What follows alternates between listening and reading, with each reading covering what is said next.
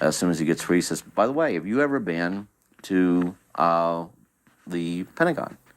Well, at that time, I'd never been to the Pentagon.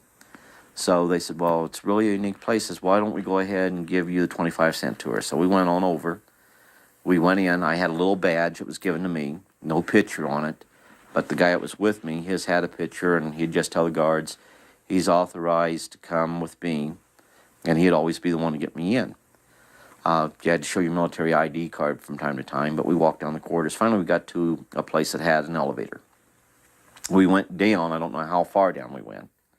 I can't tell you if there's one flight under the Pentagon, 2 or 50. But we went down. When we went down to, I don't know, several seconds in the elevator, we get out. When we get out, there's just like the white walls, and it's like an inverted D, like a flat bottom with a curved top. Now, there's 2 monorails there. I mean, they're rails, they look like big tubes, rather thick in the center, and 2 on the side, one on each side. I could probably draw you a better picture of it than the way I'm describing it. But you had these little monorails, what I call them, cars that look like a bullet. I mean, for lack of a better term, you had where you could see 2 people in front, 2 people in back. We got on the one monorail and started to go, and it seemed like maybe 20 minutes, but I'm guessing at that because I don't know for sure. When we got out, he says, well, let me show you some interesting sights down this corridor here.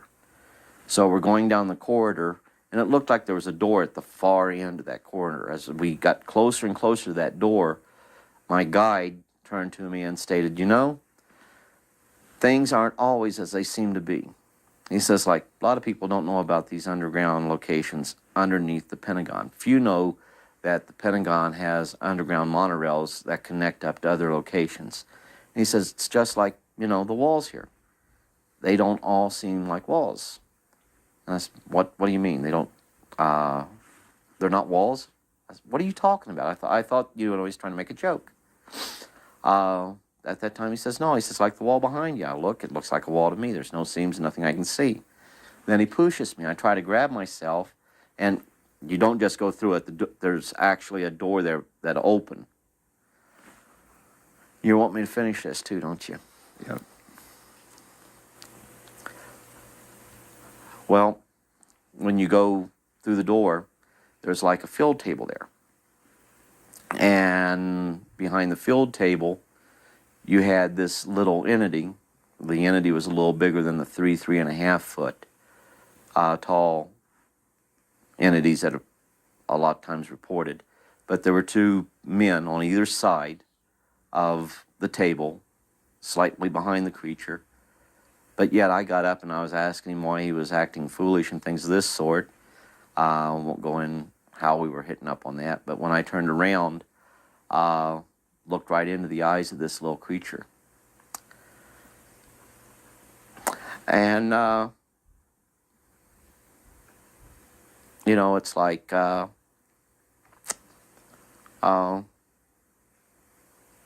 you're seeing it, but everything's being pulled from your mind. Pains you felt, you feel that, and it's like a buzzsaw going off on your head. He was reading my whole life.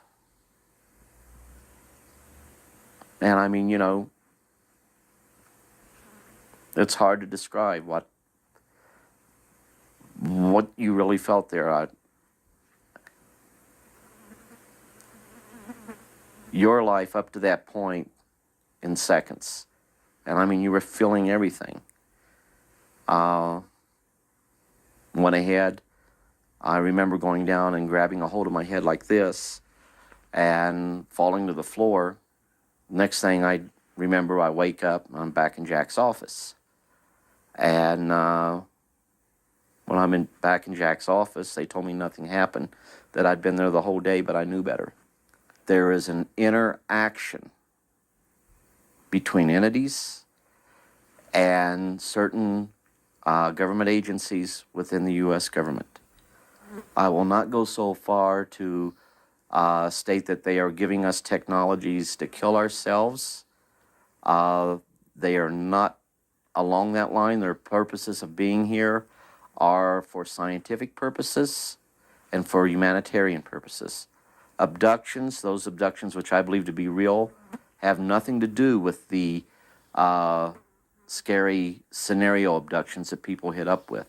There's a reason for it.